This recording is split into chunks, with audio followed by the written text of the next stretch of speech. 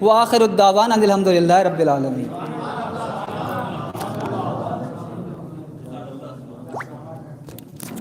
حضرات عالی جناب مولانا میثم عباس صاحب قبلہ سرسوی سے گزارش ہے کہ وہ تشریف لائیں اور اپنے بیان سے مومنین کو نوازیں۔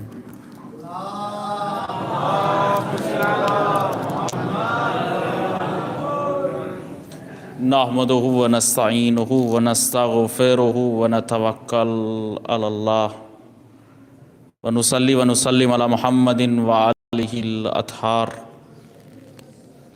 اولا خدمت امام عصر صلوات اللہ وسلام علیہ میں اس فقیہ اہل بیت مرجع علی قادر حضرت آیت اللہ عظمیٰ صافیہ گل پیگانی کی رحلت پر تسلیت عرض کرتا ہوں۔ اسی طریقے سے روز شہادت امام ہادی علیہ السلام پر بھی حضرت حجت ابن حسن صلوات اللہ وسلام علیہ کی خدمت میں تسلیت عرض کرتا ہوں۔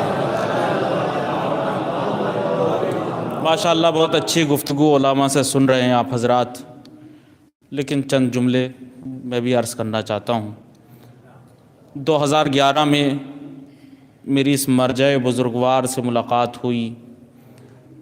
علماء کا دستور یہ تھا جب سے حوض علم قوم آباد ہوا، گرمیوں کی میں لگاتار 3 مہینے کے لیے مشہد سب کے سب علماء مراجع طلاب سب مشہد کو آ جاتے ہیں، تو یہ عالم بزرگوار بھی گرمیوں کی چھٹیوں میں مشہد آتے تھے۔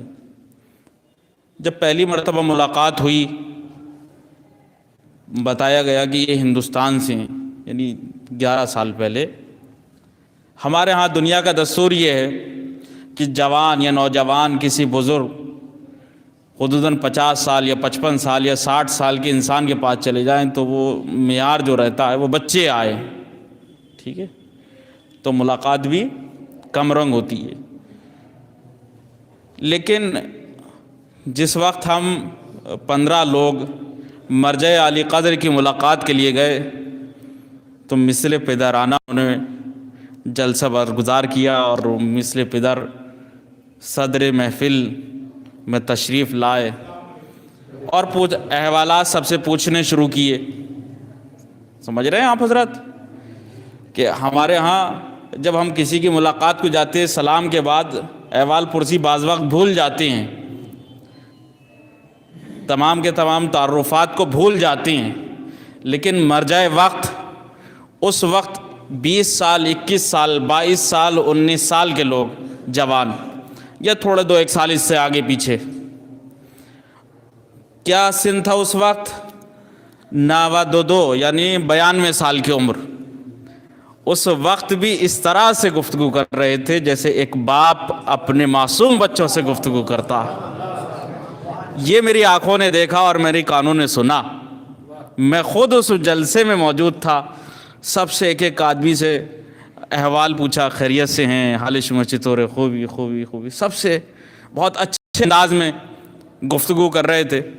پھر پوچھا آپ لوگ کس کس جگہ سے ہیں، تو ہم نے بتلایا کہ ہم اتر پردیش سے ہیں۔ جیسے ہی انہوں نے اتر پردیش کا نام سنا تو اتر پردیش کے علماء کے نام گنانے شروع کر دیے جو حیات ہیں۔ ہم یہ سمجھتے ہیں سرسی میں بیٹھنے کے بعد مرجعیت کو کچھ بھی علم نہیں ہے، وہ وہاں خاموشی سے بیٹھے ہیں۔ اب جیسے ہی انہوں نے اتر پردیش کا نام سنا تو وہاں کے اتر پردیش کے علماء کے نام سنانا شروع کر دیے۔ ایک صاحب جے پور کے تھے، جے پور کے علماء کے نام سنانا شروع کیے، ایک عالم دین جے پور کے بھی، تو کہنے لگے جب میں انڈیا آیا تھا تو میں لکھنؤ بھی گیا، بنارس گیا، جے پور گیا، وہاں کے پیش امام سے ملاقات ہوئی، وہاں کے پیش امام سے ملاقات ہوئی۔ یہ کون سی عمر ہے؟ 92 سال۔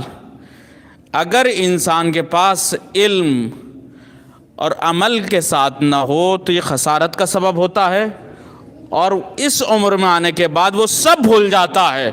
لیکن دامن آل محمد اگر انسان پکڑا ہوا ہو اور عمل ہمراہ ہو تو وہ علم جوان نظر آتا ہے۔ یہ چیز میں نے خود نے مرجع علی قدر کو 12 سال یعنی 11 سال پہلے، اب تک میں نے ان کو نزدیک سے دیکھا ہے، کورونا سے پہلے تک۔ جب ہم پہنچے ہم نے چاہا کہ آغا سے مصافحہ کر لیں تو پوچھنے لگے کہ آپ لوگوں کے نام معمولاً ان کو یہ بھی پتہ تھا ایران میں کیا ہے، اگر آپ زیدی کہیں تو یہ سمجھیں گے کہ زیدیہ فرقے سے ہیں، ٹھیک ہے، لیکن یہی کہا کہ زیدی تو بڑے خوش ہوئے، بتانے لگے کہ امام زین العابدین علیہ الصلوۃ والسلام سے، تو بولے سادات ہیں۔ سادات جب وہ ہاتھ آگے کو بڑھائیں گے تو بچے ہاتھ بھی چومیں گے، بولے نہیں، آپ لوگ آل رسول ہیں، آپ لوگ آل رسول ہیں، میں اجازت نہیں دوں گا کہ آل رسول میرے ہاتھوں کو چومے۔ یہ میں نے خود آیت اللہ العظمیٰ صافیہ گلپیگانی کو دیکھا۔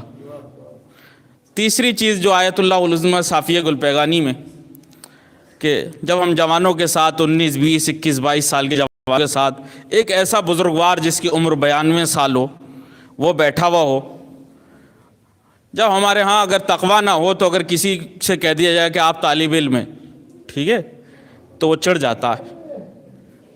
اگر تقویٰ نہ ہو، اگر آپ کسی بھی عالم دین سے کہہ دیجئے کہ آپ طالب علم ہیں، اگر تقویٰ نہ ہو تو وہ چڑھ ضرور جائے گا، فلاں کو عالم کہا، مجھے طالب علم کہا ہے۔ لیکن میں نے مرجع عالی قدر حضرت آیت اللہ العظمیٰ صافیہ گلپیگانی کو دیکھا ہے کہ وہ بھی ہم میں بیٹھ کر یہ کہنے لگے تھے کہ من طلب ہے، یعنی میں بھی طالب علم، من طلب ہے، من طلب ہے، من طلب ہے، جتنی بھی وہ حکایت لا رہے تھے اور بتلا رہے تھے ہم لوگوں کو، میں بھی طالب علم، میں بھی طالب علم، میں بھی طالب، مجھے یہ کرنا چاہیے، مجھے یہ کرنا چاہیے، مجھے یہ کرنا چاہیے۔ یہ بہت بڑی بات ہے۔ ایک انسان فقیہ اہل بیت ہو، شیخ المراجع ہو، شیخ الفقہاء ہو، یعنی آیت اللہ العظمیٰ سید علی سیستانی کا بھی شیخ ہو۔ یہ خلا جس وقت حضرت آیت اللہ العظمیٰ ابو القاسم خوئی رضوان اللہ تعالیٰ علیہ کہ جس وقت ارتحال اور رحلت ہوئی، ان کے جلسے میں 800 لوگ ایسے افراد، برجستہ افراد کہ جو فقاہت کی حد تک یا اجتہاد کی حد تک پہنچ گئے تھے، ان کے جلسوں میں شرکت کرتے تھے، اگر اس کمی کو پورا کیا ہے تو شیخ الفقہاء مرجع عالی قدر حضرت آیت اللہ العظمیٰ صافیہ گلپیگانی نے کیا کہ جس کے درس میں شرکت کرنے والوں کی تعداد 800 سے کہیں زیادہ تھی۔ میں نے خود نے آیت اللہ صافیہ گلپیگانی کے درس بھی دیکھے، میں نے آیت اللہ وحید خراسانی کے درس بھی دیکھے، میں نے آیت اللہ مکارم شیرازی کے درس بھی دیکھے، دوسرے فقہاء کے بھی درس دیکھے، اور بھی بہت سارے آیت اللہ صافیہ گلپیگانی کے جو محضر میں وہ ہر سال یہ امام جعفر صادق علیہ الصلوۃ والسلام کی شہادت،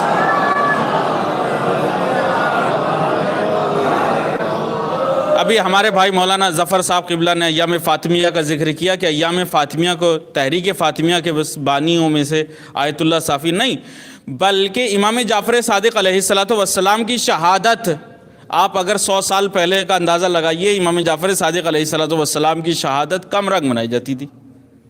یہ ایران میں بھی، ہندوستان میں، پوری دنیا میں بھی یہ اتنی پر رنگ جو امام جعفر صادق علیہ السلام کی شہادت 25 شوال کو منائی جا رہی ہے، وہ دستور آیت اللہ العظمیٰ صافیہ گلپیگانی منائی جا رہی ہے۔ تیسری جو بات میں اہم عرض کرنا چاہتا ہوں، اگر وقت زیادہ ہو گیا معاف کیجیے گا،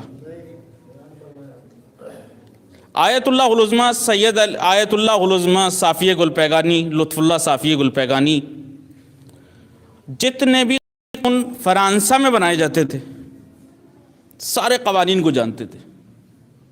یہ ایک معمولی چیز نہیں ہے کہ ایک ایرانی فرانسہ کے تمام قانونوں کو جانتا ہو کہ فرانسہ میں یہ قانون بنا، یہ قانون، آپ فرانسہ کے قانون کو ذکر کرنا چاہیں گے کہ مثلا ریڈ لائٹ کا قانون ہے، فرانس کے یا فرانسہ کے قوانین کو آپ کہیں گے ریڈ لائٹ کے قانون ہے۔ اب ریڈ لائٹ کے قانون جو ہے یا مسائل اجتماعی کے جو قوانین ہیں جو ہم لوگ اخذ کرتے ہیں وہ فرانسہ سے لیتے ہیں، لیکن اسلامی قانون بنانے میں جتنے بھی اجتماعی قوانین تھے، اسلامی قانون بنانے میں جو سب سے بڑا ہاتھ تھا وہ آیت اللہ العظمیٰ صافیہ گلپیگانی کا تھا۔ آج شیعت کو فرانسہ کا جو مدیون نہ ہونے دیا، اس میں سب سے بڑا ہاتھ آیت اللہ صافیہ گلپیگانی کا تھا، اور دنیا کو یہ دکھلا دیا کہ اسلام کی تہذیب سب سے بڑی تہذیب ہے، جو کسی کی تابع نہیں ہے، وہ اسلام کی تابع ہے۔ یہ ہے آیت اللہ صافیہ گلپیگانی کا درس، یہ آیت اللہ صافیہ گلپیگانی۔ جتنے بھی ایران میں اسلامی قوانین بنے، اب تک یہاں فقہ میں یا عبادی مسائل میں بحث ہوئی، لیکن مسائل بین الملل فقہ میں، ہمارے ہاں فقہ میں مسائل بین الملل جو آغاز ہوا وہ بدستور آیت اللہ العظمیٰ صافیہ گلپیگانی آغاز ہوا ہے. یا مسائل اجتماعی میں یا مسائل سیاسی میں فقہ سیاسی، فقہ اجتماعی، فقہ بین الملل، یہ مرحوم آیت اللہ العظمیٰ صافیہ گلپیگانی. ہم لوگ سرسی میں بیٹھ کر یہ کہتے ہیں کہ مرجعیت کو کیا معلوم، وہ تو ایران میں بیٹھے ہیں، آپ کو کیا معلوم ہے؟ آپ ریڈ لائٹ کے دنیا کے اصول نہیں جان سکتے. اس مرجع وقت نے ریڈ لائٹ کے اصولوں کو بنا دیا اور بینک کے قوانین کو اس طرح سے بنا دیا کہ اگر تم نے اس پہ اتباع کر لی تو تم حرام خواری میں شامل نہیں ہو سکتے، ربا خواری میں شامل نہیں ہو سکتے. والسلام علیکم ورحمۃ اللہ وبرکاتہ. حضرات، بڑا معلوماتی بیان عالی جناب مولانا میثم عباس صاحب قبلہ سرسوی نے بیان آپ حضرات تک پہنچایا. میں گزارش کرتا ہوں عالی جناب مولانا